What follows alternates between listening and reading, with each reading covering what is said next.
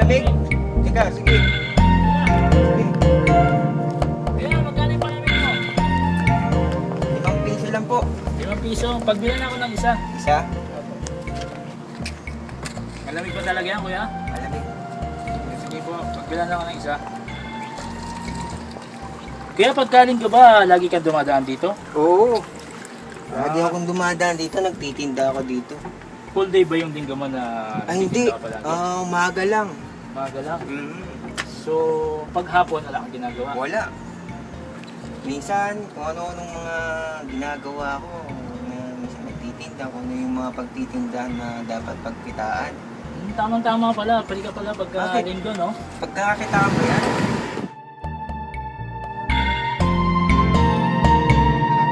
Bibili ako ng palamig.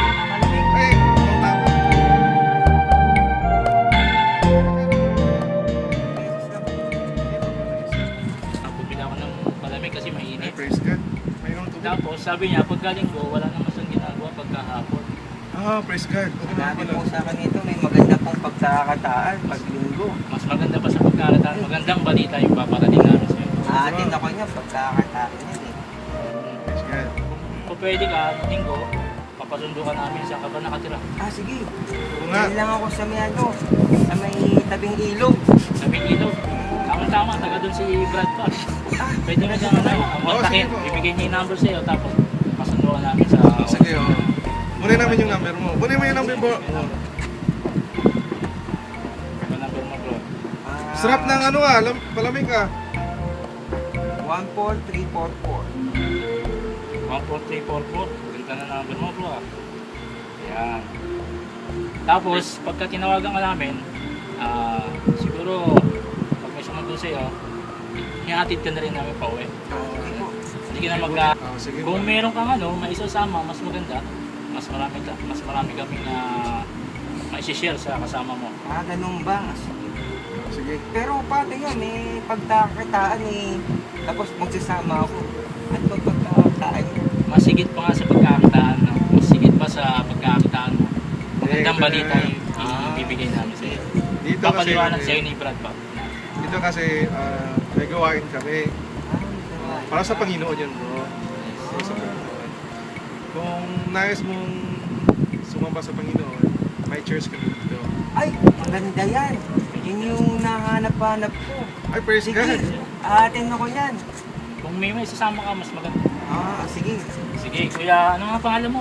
Robert po. Kuya Robert, asahin ka namin sa linggo. Ako. Si Sige, Kuya Brad Robert. Pato.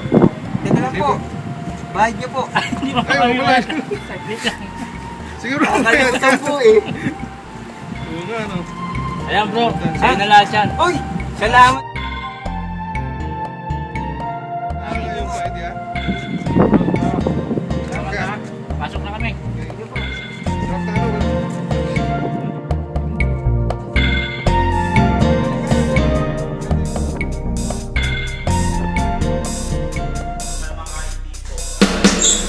Uy, sakto. May tinapay. Kailangan palaman dito. Kung naghihintay, kaya makakain muna. Ako, yung sira na to ah. Gutom na ako eh. Kailangan ko ng kumain. Ay, salamat. Naka-uwi na rin. Oo, kuya, dumating ka na ba? Mukhang wala ka na ng paninda mo. Ubus yata yung paninda mo ah. Oo, boss. Daming tao ngayon. Kaya pala maaga ka nakauwi eh. Dami kasi, gabi ka na nakauwi ngayon. Maaga ka. Siya nga pala. May nakilala ako doon. Natindahan, sisimba tayo ha. Sisimba kuya. Oo. Nakapangako na ako sa mga kaibigan mo. Birthday pa naman ngayon. Saan yun? Pupunta ako eh. Nag-promise na ako sa kanila eh.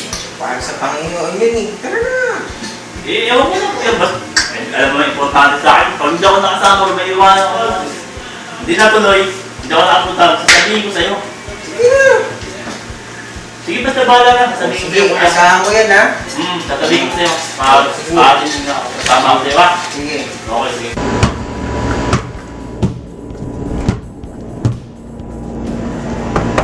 Dong! Dong! Yan. Robert, ano ba sila? Tulog eh. Gagawin sa ano? Pasok mo na. Sige mo. Sige mo. Dong! Dong! Go!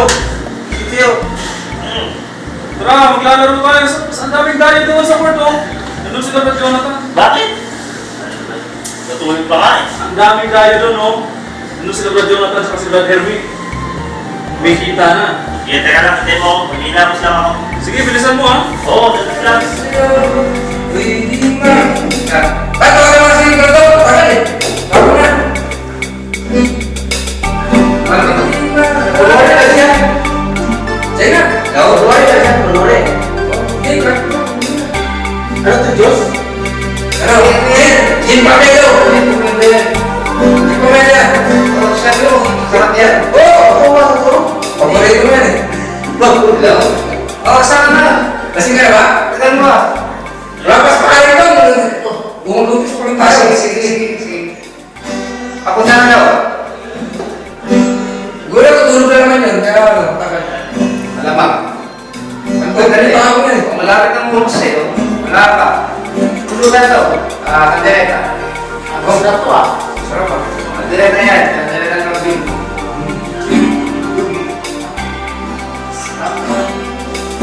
Tapos na lahat. Tapos na.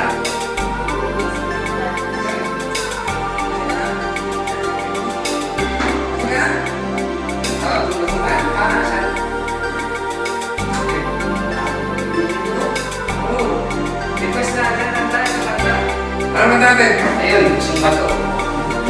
Iiwan tayo siya. Hindi makapalit. Di rin makatulog bukas ng iyong Sabi mo maraming tayo, sigurado ka. Ay, sabi ko sa'yo. Baka mamaya wala. Makakalaban tayo niya. Makakarami tayo rin. Nandun na sila. Saan ba? Kanina pa ba naghihintay? Oo! iwan tayo siya. Sabi ko na nga, iba yung sinabi nito. Akala mo, maglalaro tayo ba? Ino naman lang ba? Sabi mo, maglalaro tayo basketball. Sigurado marami yan. Baka mabitin ako dyan. Alam mo, i-injury mo na naman kami. Dapat tingin ko marami na yan.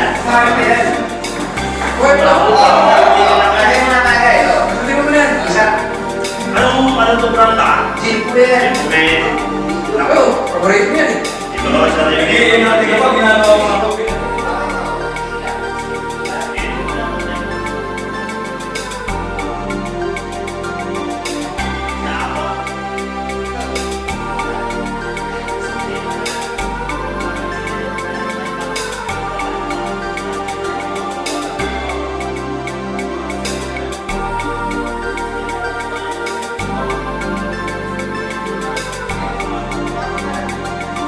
Sige, Brad. Sige.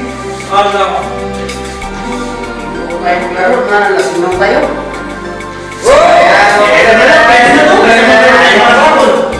Ay, baka ako na muna. Dito tayo maglalaro doon. Dito na tayo maglalaro. Sige, hindi na. Dito na tayo eh. Laruin mo na ito na Ay, kayo. tayo yung baso. Kakasiyahan na tayo dito eh. Sige. Laruin mo yung bote. Maganda ba? Rank pa ba yan? Bravo ba? Kuha tayo din tayo mamaya. Wala na yan. Bakit ko sa bagay ka? Siling kumuha. Akala mo titira pa tayo. Ayan ka naman. Tablado ka na naman eh. Pag naubos ko, ikaw naman yung mahalala niyan. Sabi niyo kasi titira tayo tapos hindi naman pala. Kaya nga ako sumama dito. Lagi kayo nito. Bibitinin na naman. Bibitinin na naman ako. Ano? Ano ba ito? Brain. Sinabi niya ito kung lalaro. Sige lang, wala na yan. Sabi titira. Ay, gusto natin ako siya. Papapatakin kita. Sigurado nung baba tayo. Hindi tayo mamimili niya. Oo. Oo bro, sa'yo naman. Yung ikot ng baso natin dyan. Magkakalimutan. Magkakadayaan sa kapan ha. Bago na. Ano ba yung unuan o ano ba man? Lalo mo sakto na. May senyor. Ay, hindi na ako. Uwi muna ako. May nakakalimutan pala ako sa bahay. Bakit ka mong galing? Siguraduhin mo ba? Oo, okay lang kasi kita. May nakalimutan ako. Gusto ko ba yung matagal ko ng senyor? Madami pa to. Oo, sige. Mabalik ako. Sabi lang. Kaya naman, biglaan ang dating ko, hindi ko man lamang kayo nakapaghandaan ng makakain, kape lang. Okay lang yun, kapatid. Nga pala si Pastor Edwin, sinama ko. Kasi yung nakakamit ko nung isang araw sa may labas habang nagtitik sa asawa ko, itinda siya ng palamig. Wala naman siyang ginagawa kapag linggo. Inimbitahan ko siya na makatid sa gawain natin. Hindi ko ba bro, kasama sa oo, hinihintay ko lang yung kapatid kong isang pasawat. Pero darating na rin yun. Papagawin naman siya Ang ano po, nagba-basketball lang yun eh. Sabi nila, basketball lang. Hintay na lang natin. Sige nga, habang hinihintay natin kapatid ko, paghahanda ko muna kayo ng kahit Ay, salamat kapatid. Salamat, sige. Masaya ka. Nagkabala ka pa. Kahit naman na, okay lang. Okay lang po ito. Salamat ka. Ako na siya yung kapatid na susunod si mama sa gusto niya isama sa gawain natin. Sana sumama kasi ni-invite din niya eh. Mas maganda, mas marami tayong kaluluwa sa mga nagpapas. Tama yan. Kailangan marami tayong ngayon sa simbahan para mas maging payapa yung pag-dasal natin. Gusto niya pa yung pinag-reply ko na lumago yung church natin. Hindi na importante, marami tayong souls na ma-receive.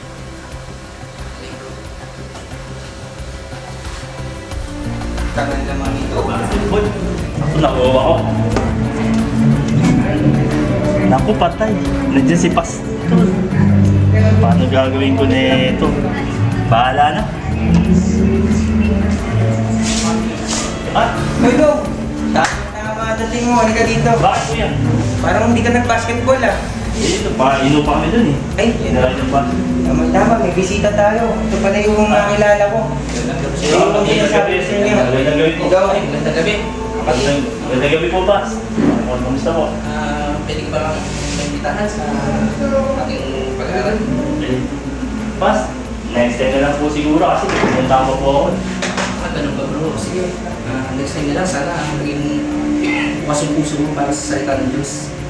Sige po, Pas. Hindi naman po yan. Nakakasama naman siguro naman ako. Wala ka naman sinabi sa akin na next time na lang. parang hindi ka yata nag-basketball eh. Siguro kung kung hindi pa handa si kapatid, ito muna yung imbitahan namin tapos ayahin lang namin siya sa mga Bible study namin para mag-umpisahan yung growth niya spiritually. Kasi mahirap naman pilitin kung ayaw niya. Mas maganda makapakinig muna siya ng salita ng Diyos bago natin dali sa Diyos. Sige po, sige po. Maganda po yan. Pasensya na po sa kapatid ko. Okay lang kayo, walang Gagawa problema. ko para Pasensya lang po kayo. Pagkano na lang po. Sa kuya ka na lang ako magsasabi. Pasensya na lang sa time at inaasahan ko sa susunod na pagbisita namin, makakasama ka na makakagalo. Sige po, Pas. Bahala na po. Okay bro. Ingat po kayo. Sige po, andito na ako. Dito na ako, kuya. Usap tayo na. Okay, sige, kuya.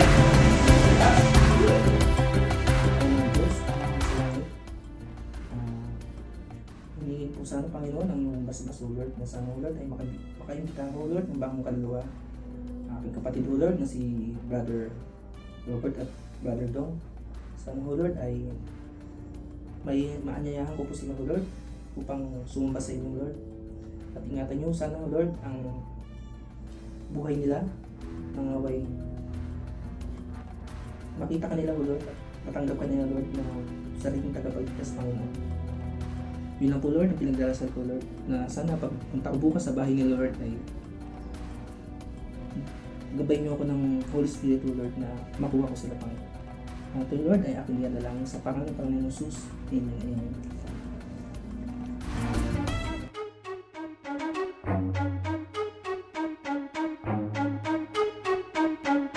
Bro,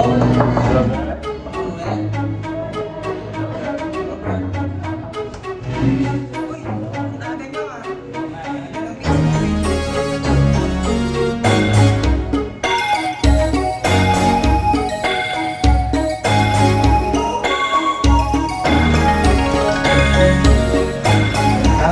Yun nga po, napagsasubuhan natin no, na dito tayo mag-Bible study. Oo nga eh. Tatawagin ko lang yung kapatid ko para... Sige, mas maganda. Dong! Hindi naman siya. Nandito na. Tawagan ko lang yung Muna tayo, pinunin muna akong tubig. Tawagan ko sa'yo. Tama-tama. Ikaw, may surpresa ako sa'yo. Kailangan ko yung kaibigan ko kasi nabuhay at hindi. Tama-tama. May surpresa ako. May napag-usapan kami dito sila mag-Bible study kasi na-planning mo, di ka sumama sa akin. So, dito na lang sila magbibigay para sa akin. Tara. Dito naman, yun ang sinabi na. Siyempre, maganda yung surpresa. Tara. Kaya sa kaibigan ko tuloy. Hindi. Ito. Nandito na kami. Laki pa. Gabi po. Gabi po pa. Hindi siya muli natin pag-uusap. Sinabi ko na next time, maimbitahan na kita sa pangalan ng Diyos. Sige po, nandito na naman po kami yung kaibigan ko eh. Sige. Tama yan. Tama yan. Decision mo. Teka, kukuha lang ako ng upuan ha. Sige, sige. Bisa mo kayo para ito matapos kami. Kasi may tunda pa kami ng kaibigan ko. Salamat sa mga nakakasama sa akin.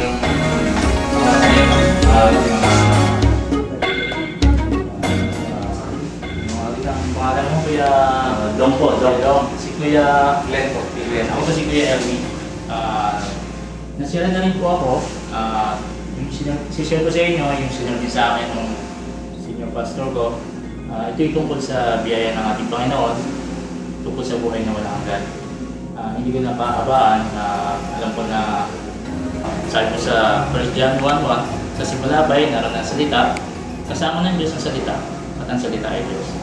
Namuhay siya sa piling ng mga apostol, nakita nila kadawalaan, kapangyarihan, at kaluwalhatian ng ating Panginoon.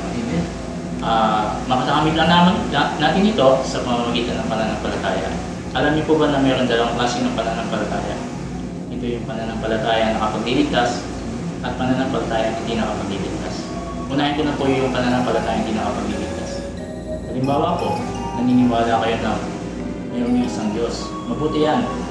Ang demonyo man, ang diablo naman, ay naniniwala kayo na mayroong isang Diyos. Pero nanginginig pa. Pero hindi po yun nakapagliligtas. Kasi diablo nga sila eh. Masama nga yung ginagawa nila eh. Sa akin sinabi nyo na gumagawa naman ako ng mabuti, pero minsan hindi. Hindi po yan, no? Kailangan natin maging ganap. Katulad ng ating Diyos na nasa langit. Sabi nga sa Matthew 5:48, kailangan natin maging ganap, sakdal katulad ng ating Amang nasa langit, no?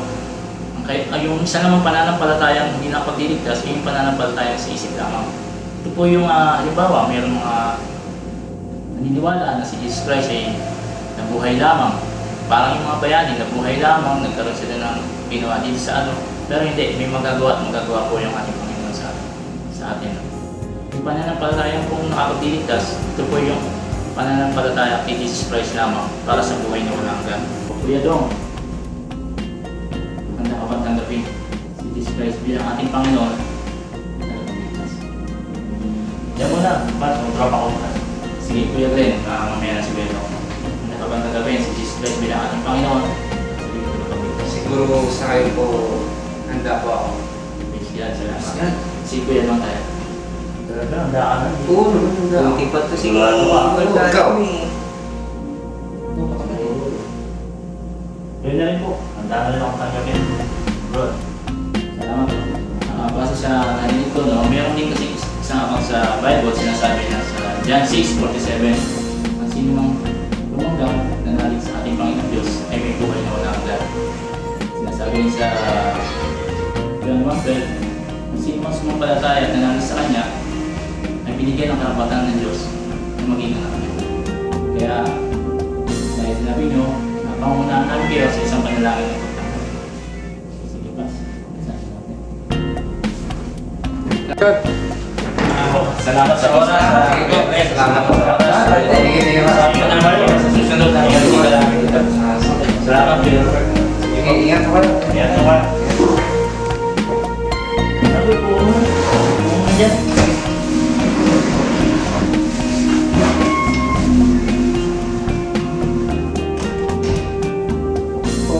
Maria, sa susunod na linggo, atin na tayo. Yan ang gusto ko sa'yo, Tol. Teka, yayayanin ko yung tropa ko. Yung kasama siya. Sasama siya eh. Sama ka ba, Ben? Sasama ako. Wala sa akin. Wala nang lang. Oo. Buti pa to si Glenn eh. Hindi na wala nang patumpik-tumpik. Ikaw, dadalawang isip ka pa. Dapat mo na. Sama na. Brad, oo. Sige, wala na. Basta dito may best ko yan. Oh, sige. Hindi, tama naman yung tropa ko. Oo, tama-tama yan. Paano? Sige, kuya. Dapat ko naman yung tropa ko. Tara, Glenn, bula kita. Sige. Oo, umuwi umaga. Okay, kuya, sige, hatid ko lang. Oo, yung bola mo. Oo nga pala, hindi, dito muna yan. Tara, hatid na kita. Mga kome. Sige. Text mo lang ako bukas kung lalo ka, ha? Sige, okay. Okay, sige. Ingat. Siguro nga, tama yung sinabi siguro ni Pastor na parang tinamaan ako doon, pero basta i-play na lang ako. Siguro, Lord, tulungan niyo po ako ngayon sa pag-play. At bago siguro ako matulog, kailangan mag-play muna ako para siguro malaman ko kung ano yung dapat ko talagang gawin. Kaya muna. Diretso tulog na para pag-gising. Makapag-pray muna.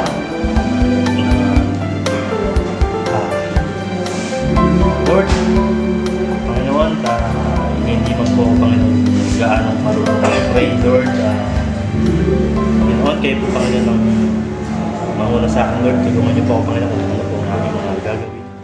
Lord, tama nga po si Pastor na may sinabi niya sa akin na, Lord, tulungan niyo po ako, Lord. Gusto ko po, Panginoon, makilala po kayo ng lubusan, Lord. Kaya po, Panginoon, tulungan niyo po ako, Panginoon, kung ano po yung narapat kong gawin, Lord. At nag-decide na din po ako, Lord, na aatin po ako bukas, Panginoon. Gigising po ako ng maaga upang makilala po kayo, Lord. Tulungan niyo po ako, Panginoon, upang papalapit ako sa inyo. At ang tanging gabutin niyo, Lord, ang umiral sa aking puso at sa aking pag-attend bukas, Lord. Naway makilala ko kayo ng lubusan, Panginoon. Minsan pa po, salamat po, Lord, sa kabutihan niyo po na sa aking buhay. Magiging din po sa aking kuya. Nawa po makasama ko siya bukas sa pagdating. Hanggang dito na lang po, Lord. Salamat po ulit, Panginoon. Sa pangalan ni Jesus. Amen.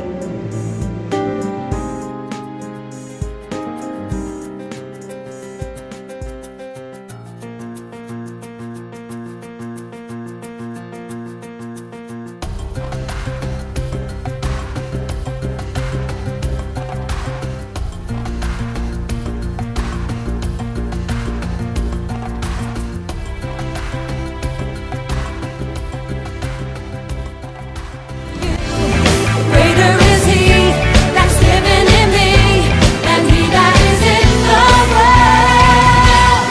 Hey, I can move the mountain, I can do all things through Christ. I know, hey, standing and believing, I can do all things through Christ. His strength me. Hey.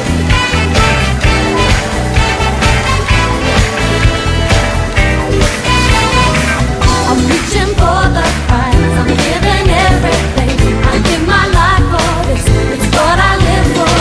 Nothing will keep me from all that you have for me.